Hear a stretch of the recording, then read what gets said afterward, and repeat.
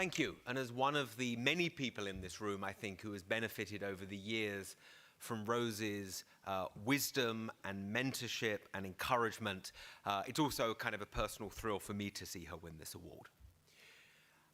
My task here is my honor to introduce the 13th president of the Carnegie Corporation of New York and the 10th president of the Carnegie Endowment for International Peace. And if you're wondering why I pronounced the name of our shared founder differently, it's because the two organizations, in fact, disagree over the correct pronunciation. Allow me first to introduce Dame Louise Richardson, a philanthropist, an academic leader, and an award-winning scholar of foreign policy and terrorism, with a deep commitment to promoting interdisciplinary research. Dame Louise spent 20 years as a professor at Harvard. In 2009, she became the first woman to serve as the principal and vice chancellor of St. Andrews University. In 2016, she became the first woman to serve as the vice chancellor of the University of Oxford. And in 2023, after serving on the Carnegie Corporation of New York's board for a decade, she became its first female president. To moderate this session is my boss's boss, Tino Cuéllar, a lawyer, a political scientist, a public servant, and a jurist. As a professor at Stanford University, Tino directed the Freeman Spogli Institute.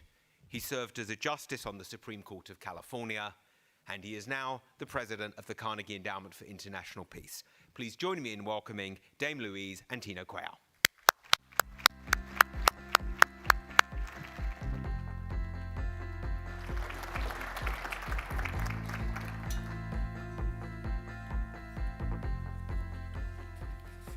Thank you very much for that generous introduction, and good afternoon, everyone. Thank you for inviting me to speak to you today on a topic that could hardly be more important. It's a particular pleasure to speak at the Carnegie Endowment, which has been a sister organization and indeed a partner of the Carnegie Corporation since we were both founded in the early years of the last century. Now, our names do generate confusion. I can't tell you how often people have mistaken me for Tino. We look the Probably same. about as often as the president changes tariff policy. But I think Andrew Carnegie created so many organizations that by the time he came to the two of ours, he had run out of appropriate names. So we, in fact, have an endowment and are not, in any commonly understood sense of the term, a corporation. While the Carnegie Endowment is best known not for its endowment, but for the caliber of the work it produces. In any event, we at the corporation are delighted by our long-standing partnership with the endowment and are longtime admirers of the scholars attracted here and the quality of the work that they produce. Work which advances our commitment to education, to promoting international peace, and to strengthening democracy. Now, my colleagues and I have regularly been asked, how is Carnegie adjusting our grant-making strategy in response to the great upheavals occurring across the globe? For those in this room, there is usually a second question: will Carnegie continue to fund nuclear security work? The answer to the first question is guarded. We're working on it. We're still trying to figure out how we can be most effective, given the delta between our limited resources and the scale of the global changes in the international order that are underway. The answer to the second question is unequivocal: yes.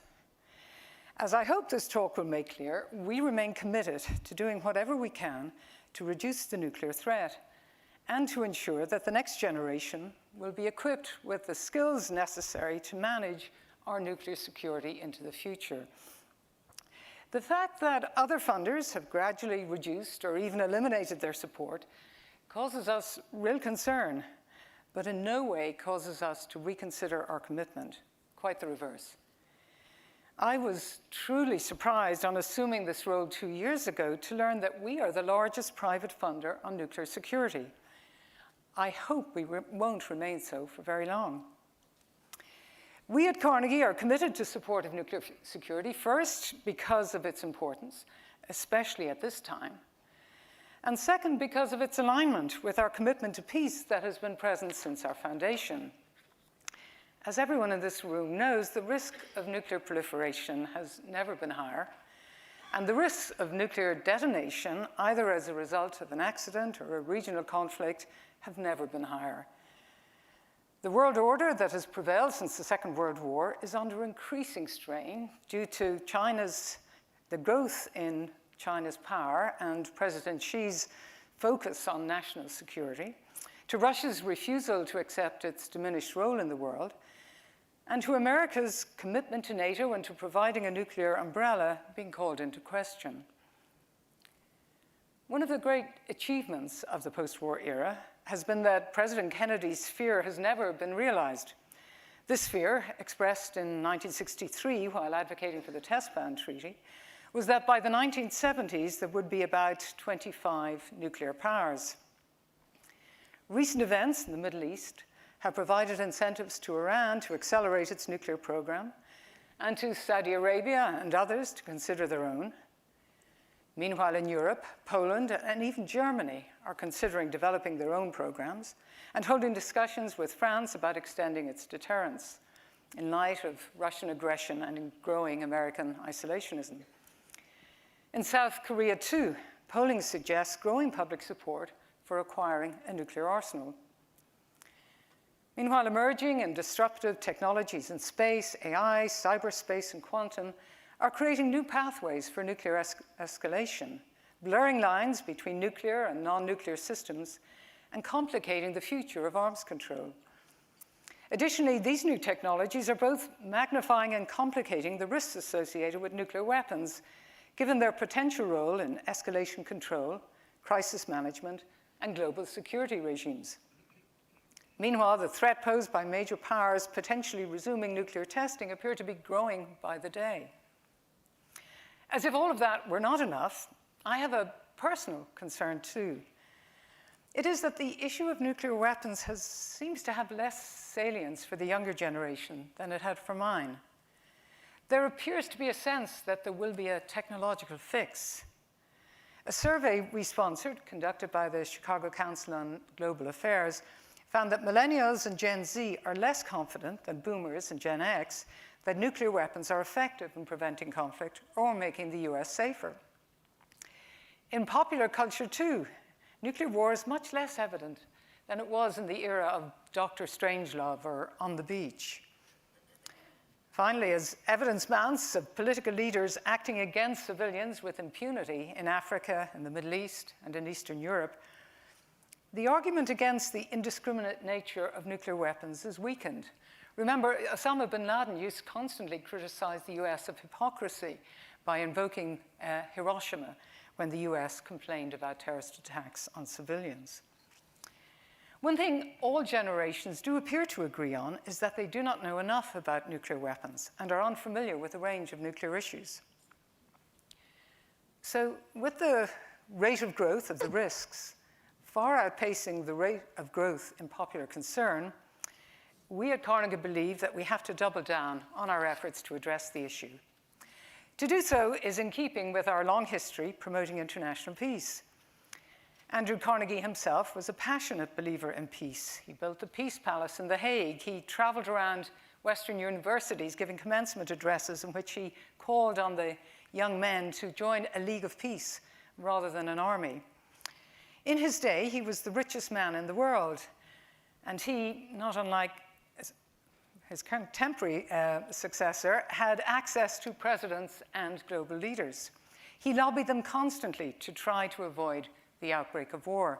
And in fact, he never quite recovered when the First World War broke out. We like to think that if he were alive today, he would be a firm advocate for nuclear arms control, and however improbable, the complete and verifiable abolition of nuclear weapons altogether. Since 1983, Carnegie has awarded over 600 grants, totaling over $160 million, not adjusted for inflation, for nuclear security.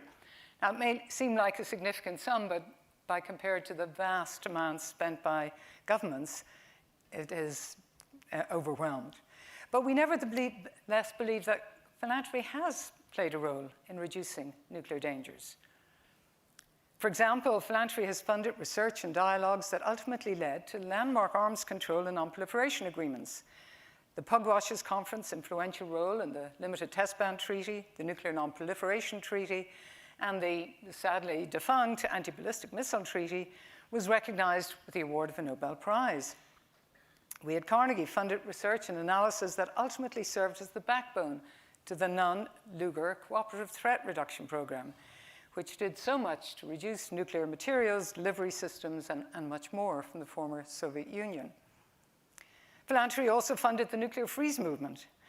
And while it's difficult to assess its impact, it was certainly a player in educating the public and through them, their representatives, on the nuclear threat in the 80s and 90s. Philanthropy, while lacking the scale of government resources, does have some advantages. We can act flexibly and nimbly. We can convene, especially across ideological and sector divides. We can help to develop pipelines of experts where governments are not investing.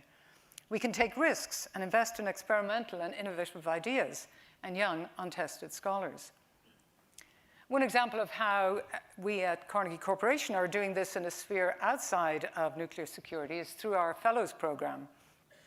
I believe that the pace and scale of political polarization in the US is quite frightening and poses a threat both to our democracy and to everything we are trying to accomplish. We therefore send out a call every year for research proposals from scholars all over the country at every level and in every discipline who wish to work on this area, and we are funding them for 2 years. We also bring them together and introduce them to one another in an effort to spark interesting ideas through spontaneous interactions. And their findings will in turn influence our grant making. But in light of the pretty bleak picture I've just painted, what's to be done? And in particular, what's to be done by grant-making organizations like ours? We ask ourselves this all the time. We're not entirely sure, but we want to work with others to enhance the probability that we'll get it right. We do believe that we must both endeavor to reduce the risks associated with short-term dangers, where we can, while also thinking about the long term. Let's face it, nuclear weapons are likely to be with us for many years to come. And as we know, long-term challenges require long-term investments. We believe that there is a serious need to support experts to prepare for a time when geopolitical change encourages more positive outcomes. At the same time, we need to prepare for the alternative, for long-term stasis or decline when efforts need to be redoubled to prevent the unthinkable. Practically speaking, this means helping to ensure that a rising generation, both in academia and in non-governmental community, is continuously fluent in emerging and disruptive technologies, even as they constantly evolve and reshape our understanding of nuclear risks. It's hard to imagine future arms control agreements that don't involve these technologies in one form or another. And we need our future leaders to be ready to confront the most difficult nuclear challenges the future may bring, no matter how unpredictable. And we also need to be willing to take some risks. I have heard it said that those working to reduce nuclear dangers are occasionally hesitant to entertain audacious ideas or take on novel projects that risk failure. There may be good practical reasons for this conservatism, but we believe it has to change. This takes me to the primary purpose of my talk, which is a call to action. So in the spirit of adaptation and change, I am delighted to announce a unique collaboration amongst funders to invest further in efforts to reduce nuclear dangers. This group, which will be led by Carnegie and has thus far pledged a total of up to $10.2 million over the next 2 years. Our foundation is pledging up to $4 million to the consortium for this 2-year period. We are very grateful to our partner philanthropists in the consortium, Longview Philanthropy, Pax Sapiens, Founders Pledge, and to a generous anonymous donor. This is our initial list of partners, but we are inviting others to join us. I should note that the structure of the consortium means the pledges are not legally binding, but we have purposely designed it this way to encourage maximum participation. The idea behind the collaboration is simple. The nuclear policy community has never had a coordinated, joint mechanism for potential grantees openly to apply for funding and for multiple grantors jointly to review these proposals and consider co-funding projects. As you know, traditionally, philanthropic support for nuclear programs and projects has been provided individually without coordinating both funders and grantees. And in certain instances, this approach continues to be valuable. But at times, we think this has also limited opportunities for up-and-coming experts in academia and NGOs to pitch their best ideas to funders outside of broader institutional funding, where ideas can often be based largely on seniority. It's our hope that this new consortium will incentivize new, bold, and innovative proposals to reduce nuclear dangers. And it will encourage collaboration between potential grantee institutions and philanthropic organizations. Now, the success of this initiative is going to depend entirely on the people in this room. When the consortium gets off the ground, we will invite your best ideas on reducing the modern risks of nuclear war, including how those risks relate to emerging and disruptive technologies. If I may, I'd now like to speak directly to the philanthropic community. As you know, the risks of nuclear war are rising, and we believe that philanthropy should not stay at the sidelines. So let's be clear, this consortium is not only for funders that have traditionally focused on nuclear issues. We believe that nuclear weapons should no longer be siloed, separable from other security challenges. They are an integral part of a wider existential risk network that is rapidly evolving. So if you're focused on reducing existential risks or reducing the risks associated with emerging and disruptive technologies, you have a home in this consortium. If you're a funder interested in new, innovative proposals on the future of artificial intelligence and the nuclear threat, you have a home in this consortium. If you're a foundation interested in new proposals on the future of security in outer space, where the nuclear threat is yet again on the table, you have a home in this consortium. And if you're a philanthropist interested in working collaboratively to prevent nuclear war, I hope you will join us. In the near future, we'll be releasing more detailed information about our new strategy and about the Funders Consortium and how to submit proposals, and how other philanthropists can join us. And I very much hope that you will. So with that, I'd like to thank the Carnegie Endowment for International Peace for hosting this important conference at such a critical juncture and for inviting me to speak today. As Andrew Carnegie once said, the realms of reason are the realms of peace. So I hope we can all work together to preserve the realm of reason through all the vicissitudes of national, geopolitical, and technological change that are headed our way. Together, we really must do everything we can to ensure that a nuclear weapon is never used again. Thank you.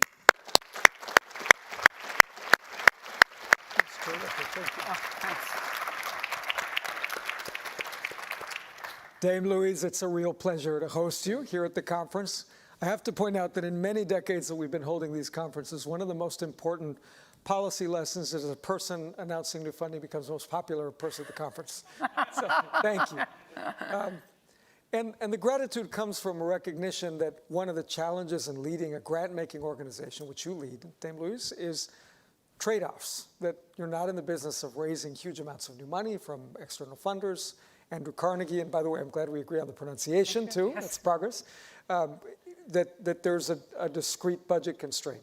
How then do you think about the role that this funding can have in policy, with other philanthropy and society? What do you hope will be accomplished when we maybe reconvene here in 2 years?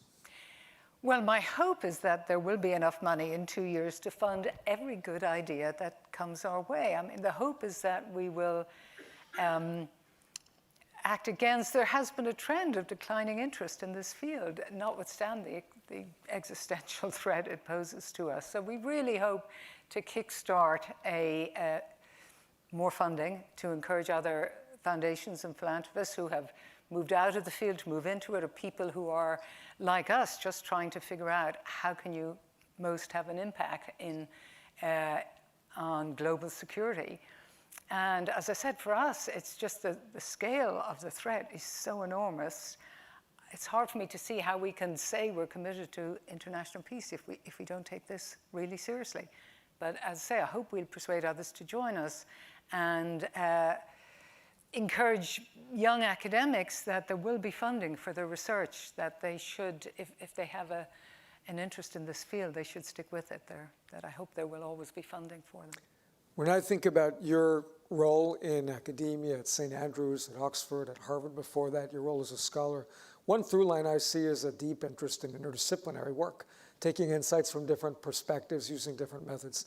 I wonder if you could say a little bit about how that's informed your approach to this nuclear issue and more generally your role at the Carnegie Corporation. Well, my first degree was in history. My subsequent degrees were in political science, so that's not a huge jump. But the issue that fascinated me for most of my, still does, academic life is the issue of terrorism. And that absolutely requires a multidisciplinary approach from anthropologists, psychologists, political scientists, historians, and many others. So I suppose that's how I became committed to this field, or to bringing an interdisciplinary approach to this field. And here again, with the increasing role of new and emerging and disruptive technologies, it seems to me that we need to try to provide incentives for people who are deeply familiar with those technologies to work with the people who are very much aware of the geopolitical issues involved, and ideally cross-train people from the beginning, because I think that's our best hope of success. What do you see as potential gaps? Already in this conference, for example, there are plenty of technical experts, people who work on the policy side, who apply history a little bit, who study the regulatory side, and yet, you know, without getting into the weeds, if you think about this from a big picture perspective, where do you see potential opportunities for progress? Well, I wouldn't want to presume to present myself as an expert in this field. I'm far from it. But I mean, the particular area I've alluded to a couple of times is the link with new technologies. And I think we tend to have a great power approach to this issue, and you know, if I were a betting person, I would say the odds of the first nuclear detonation occurring in one of the other areas, say India, Pakistan, for example, that have nuclear weapons, rather than great power competition. And I think one of the things we need to ensure is that we're not too Americanocentric when we look at this subject. But really, I would push it back to the people who know more about the field than I do to point out to us where the real gaps are. I mean, I've come to philanthropy very late. As the university president, was always on the other side, and I don't see our role as going out there and creating a field. I see our role as identifying the people who are doing very good work and enabling them to do more of it. I don't get you all to myself. We're going to have some questions from the audience too, but I have one more question for you before we go to the audience, and that is, when you think about what you've learned in your journey as president of a grant-making organization, and recognizing that the challenge here is not to build a field, in a way it's to catalyze more work and more interest in an existing body of experts, maybe attract some new people in, but what lessons do you think you've gleaned from your role as a grant-making organization president that might be helpful for people working in the nuclear field? Well, the first lesson, and I would have hated to hear this when I was on the other side, was, you know, just how hard it is to do this well. You're telling the audience that giving money away is very difficult. It is, yeah, I know. That's not what you want to hear, and no doubt it is very difficult. Maybe it's probably, I don't actually think it's easier than raising money. When I was a university president, I'm obviously interacted with a lot of very wealthy, self-made people, and I always ask them, is it easier to make money or give it away well? And without exception, they said, that's easy, it's much easier to make it. Now, that hasn't been my personal experience, but I hasten to add. And it goes back to your first question. It's the trade-offs in the scale of the challenges we're facing and the resources that we have.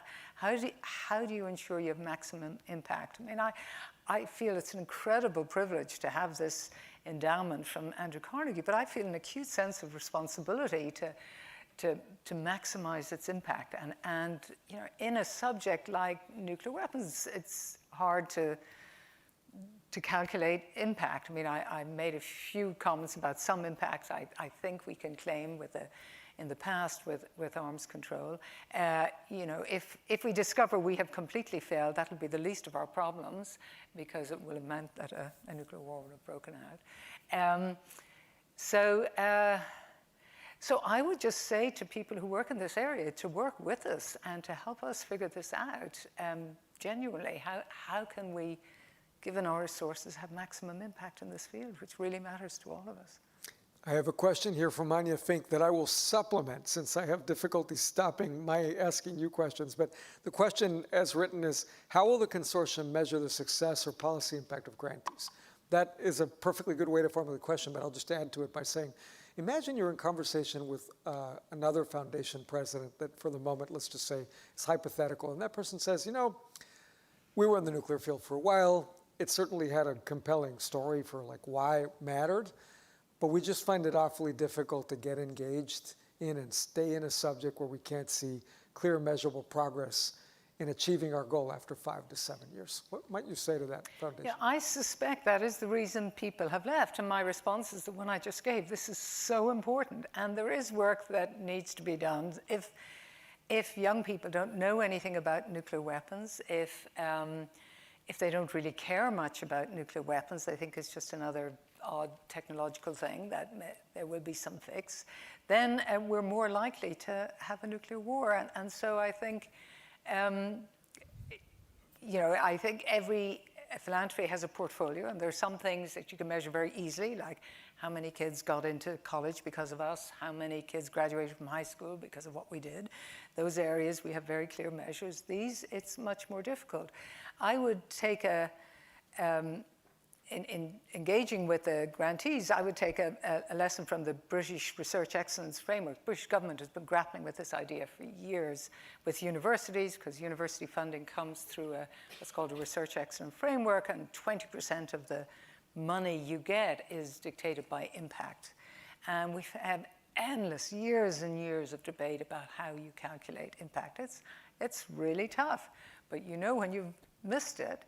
And so something as important on this, you have to just find some measures along the way, like growing, the ultimate would be some arms control agreements that you help to facilitate, or you train the people who negotiate it, or young people who have decided to go into this field because of, we're spending some time educating kids at school about nuclear weapons, have decided to go into this field because their interest was generated by work that we do. In a way, what I hear from your answer is that the bad news is that it is analytically difficult. We're dealing often with very counterfactual situations. How might the world have been different if this $1 million grant had not been issued? The good news, though, is that in a field like this one, where people are working on verification, they're working on arms control, they're working on securing nuclear materials, they're working on command and control, there are multiple pathways to making progress, at least. And one can imagine a story that's coherent in each of those. There's a question from Lindsay Rand, going back to your clear emphasis on new and emerging technologies. Part of the story you're telling here is about how, in a way, the problem of controlling nuclear weapons, making the best of nuclear technology for humanity is a very old problem, but it's constantly affected by shifts in the heartland of nuclear technology itself, how we build reactors, but also artificial intelligence, potentially even quantum information technology more generally. So say a little bit more perhaps about why that dimension of the problem is interesting to you. Well, I think like everyone else, we tend to be attracted by things that are new, but these technologies, we're learning more about their power every day. And so given the nature of the nuclear threat, we just think they have this potential to be massively disruptive. And so again, we want to provide incentives for people who care about AI, or indeed are studying quantum or working in outer space, to think about how that applies to nuclear weapons too, or people who work in nuclear security to try to acquire skills in those technologies. So it will inform them. And it's just because we're facing breathtaking pace of these changes. And I, for one, am worried that we're not keeping pace with them. Leads nicely into another question from Ali Maloney, pointing out that you have emphasized the importance of engaging people who are earlier in their career, bringing them to the field to some degree, putting these issues on their radar. And the question is how CCNY and perhaps the rest of the consortium will prioritize that. And then I will quote, especially as job opportunities for early career nuclear policy researchers are few and far between. No, we're absolutely acutely conscious of this and very worried that if all the smart young researchers decide to go in another direction, where will the country be in 20 years' time if we've lost this expertise? So we talked about this long and hard. How do we ensure that universities are not just promoting their most senior people, that we are open to junior people? And our thinking was that, as we know, starting careers, people tend to scatter all over the country, but have links with people they trained with. This would be a way for them to retain those links with the people they trained with and put in a collaborative group proposal, which we would be able to fund, which in the current system might not make it to the top just because things tend to go to the more senior. So we're deliberately trying to be slightly disruptive in providing incentives for young people to stay in this field and easier for them to get funding in this field. And of course, one advantage if we succeed in this is that we won't only have talent in think tanks and philanthropy and universities, but also potentially in government. Absolutely. So there's a question here from Melissa Ulam about government, and in some ways it's probably familiar to you as a leader of a foundation, which is about how to strike the right balance between keeping separate from government on the one hand, but also engaging with government, potentially even coordinating with government on issues that clearly have great bearing and importance for people in government decision-making roles. Well, I mean, one of the reasons that we are such admirers of the think tank world is that think tanks tend to be the people who bridge the gap between policy and academia, or whose intellectual work tends to be done with more of a focus on policy. We have, I think, governments have very legitimate interests in nuclear weapons. We see no reason not to work with them, especially given the kind of resources that a university or that a government has, which dwarfs anything even a consortium of philanthropists can put together. You're very familiar with the problems here. You need to mind the gap, to coin a phrase, so that one isn't simply doing research work for a university, for a government, good as that is, but that one is preserving one's independence as well, so that it's not tainted by a political agenda. We'll end with a question that is perhaps the flip side of the coin of the point we were discussing earlier about how there are enough issues that this field is working on that you can demonstrate impact perhaps in different ways. But the question really asks how the consortium might facilitate a bridging of divides among people who are working on nuclear policy, between those interested in arms control versus nuclear nonproliferation, risk reduction. And in a way, it's sort of reminiscent of the interdisciplinary challenge, how to take people who have to focus enough to get progress, but at the same time pulling them together and having them share insights. But again, I would put that back to the grantees. Say, look, if you think the problem you want to address is best addressed by having the following 5 people with the following 5 disparate backgrounds working on it, come tell us. I mean, and we'll fund it. We're not interested in the disciplinary divides. We're interested in progress and addressing the problem. And I dare say this is one reason why I think the Carnegie Nuclear Conference will continue in the years to come. I'm sure it will. Dame Louise, thank you for your leadership and your contributions. Thanks. Thank you.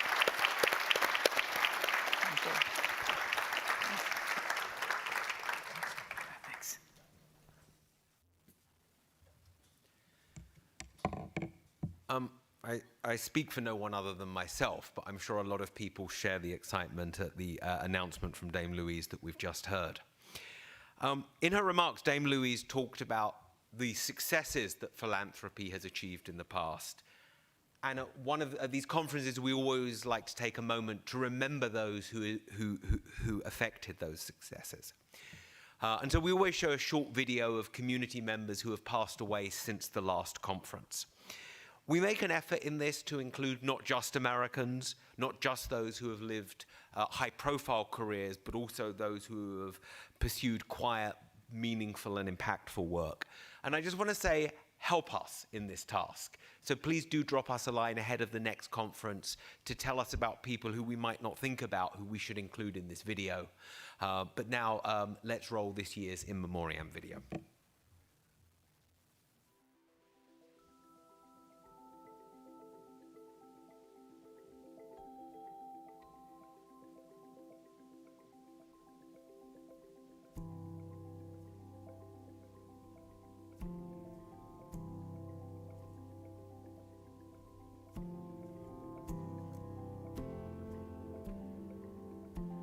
We still, Russia and America, live in the conditions of mutually assured destruction.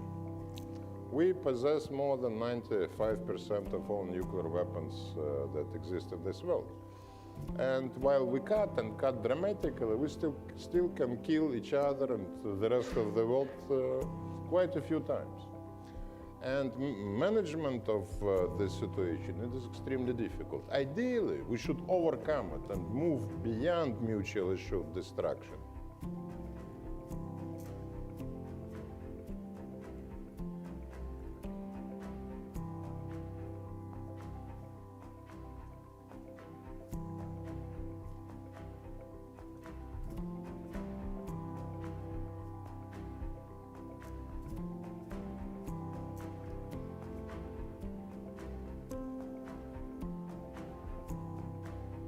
There are those who believe that we should stay with our great weapon, uncertainty. But I think I, with Herbert York, would argue that in a nuclear age, where much of the calculation remains to be done that is basic for the continued survival of both states and for this planet, that we really can't say that uncertainty and the necessary anxiety that uncertainty provokes is necessarily always an instrument that will play in the direction of the favor of the United States.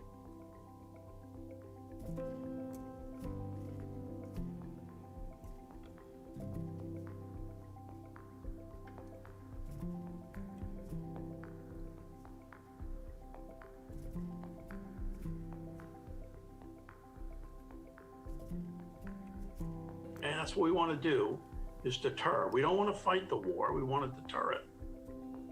But right now they exist. The other guys have them. People whose interests are inimical to ours have these weapons.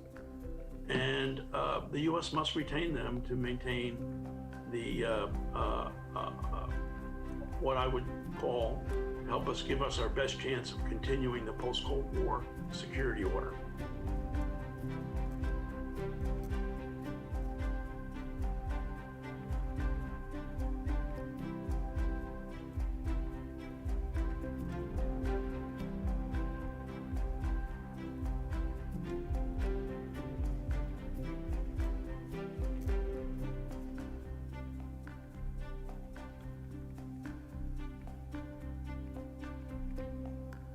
Is a world without nuclear weapons genuinely achievable? It is achievable. We've scaled many mountains in international relations. We thought that slavery could not be abolished because it was an institution that fed a lot of economies in the world, but it was abolished. We've thought that women's right to vote would not be achievable. It was achieved. We thought that apartheid was immutable, but it was destroyed finally. And so I'm sure that we can